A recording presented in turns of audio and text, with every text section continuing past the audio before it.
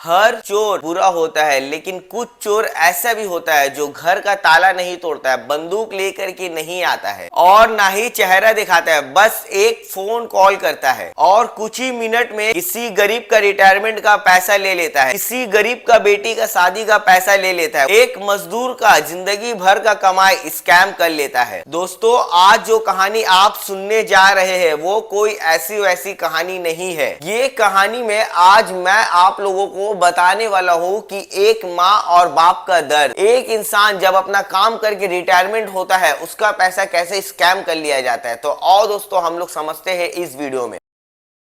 शुरुआत होती है दोस्तों उत्तर प्रदेश से। उत्तर प्रदेश में एक छोटा सा गांव है, उस गांव में रहता है रमेश बोल करके एक आदमी, जो मजदूर रहता है। दिन भर मजदूरी करता था वो। सुबह 6 बजे से निकलता था काम में, रात को थक करके लौटता था। उसकी एक बेटी थी, नाम था पूजा। और रमेश का एक ही सपना था कि मेरी एक बेटी है, मैं उसका शादी अच्छे से करवाऊंगा। हर रोज 500 का, कभी 200 का, कभी 300 का काम करता था रमेश, लेकिन जो भी बचता था वो बैंक अकाउंट में जमा कर देता था। 15 साल में लगभग वो 4 लाख रुपया जमा कर लिया। और उसके लिए ये सिर्फ पैसा नहीं था दोस्तों, उसकी बेटी का खुशी था और उसके घर पे खुशियों का माहौल था। रिश्ता पक्का हो चुका था दोस्तों, शॉपिंग स्टार्ट हो चुका था दोस्तों। रमेश की बेटी पूजा रोज अपनी माँ के साथ सपने देखती थी दोस्तों, और रमेश चुपचाप मुस्कुराता था। उसे लगता था कि अब मेरी जिंदगी का आखिरी जिम्मेदारी पूरी हो रही है। लेकिन उसे क्या पता था कि कोई उसके सपनों पर नजर लगा चुका था दोस्तों। दिन के टाइम रमेश के पास आता है कॉल और वहां से बोला जाता है, नमस्ते सर, मैं बैंक के वेरिफिकेशन डिपार्टमेंट से बोल रहा हूँ। और जो स्कैमर कॉल करता है उसका आवाज इतना ज्यादा प्रोफेशनल था कि उसको लगा कि सच में ये बैंक से कॉल आया है। और जरा सा भी शक नहीं हुआ दोस्तों। कॉलर बोला, आरबीआई के नया नियम हिसाब से आज ही अकाउंट को वेरीफाई करना होगा,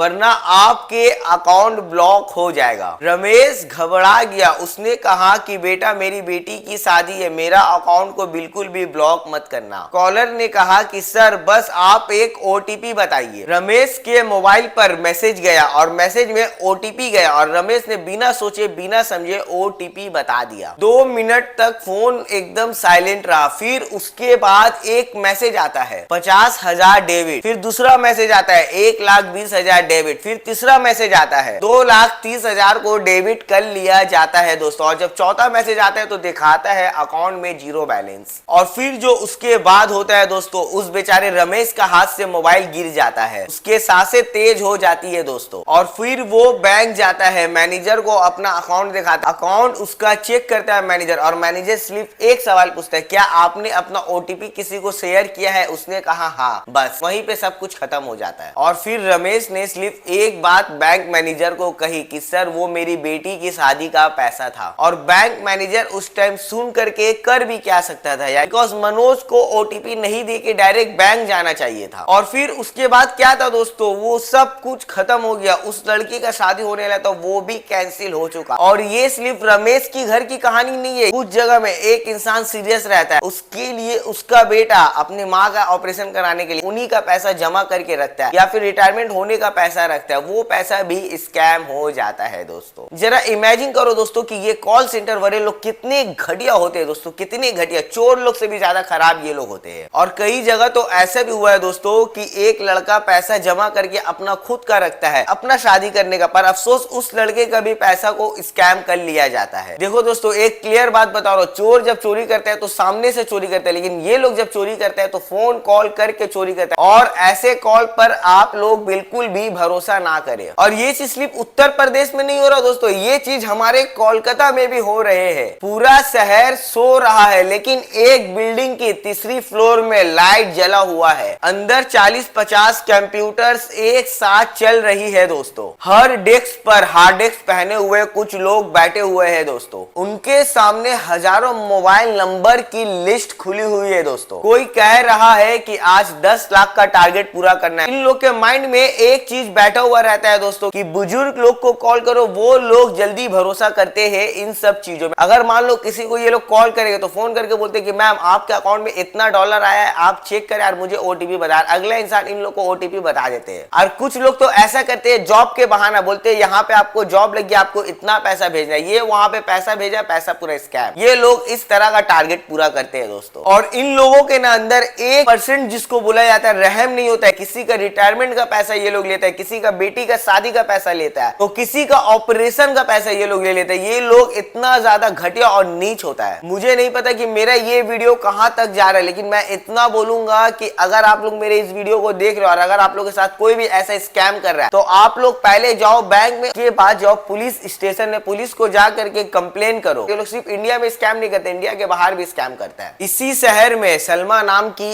एक औरत थी, उसको होने वाला था ऑपरेशन। डॉक्टर ने कहा कि बहुत पैसा लगेगा, उसके लिए मोहल्ले वाले लोग मिल करके चंदा उठाया, रिश्तेदारों ने उधार दिया। कुछ महीना में ऑपरेशन का पैसा जमा हो चुका था दोस्तों। और वहां से कॉल आता है और कॉल में कहा जाता है कि मैडम आपको गवर्नमेंट हेल्थ का स्कीम मिलेगा। और फिर उसने लिंक भेजा और लिंक पर क्लिक करने के बाद पूरा पैसा अकाउंट से टोटली गायब। और फिर जिस लेडी का ऑपरेशन होने वाला था उसने एक बात कही, मेरा पैसा नहीं गया, मेरा जिंदगी चला गया। और दोस्तों अंत में मैं यही बोलूंगा कि ऐसे लोगों से आप लोग सावधान रहें, क्योंकि ये लोग के अंदर एक पैसा का शर्म नहीं होता है दोस्तों। ये लोग बेशरम है, बेशरम भी बोल सकते हो और इन लोगों को गाली भी दे सकते हो। और अगर मैंने कुछ गलत बात कही हो तो आप लोग नीचे कमेंट में जरूर बताना।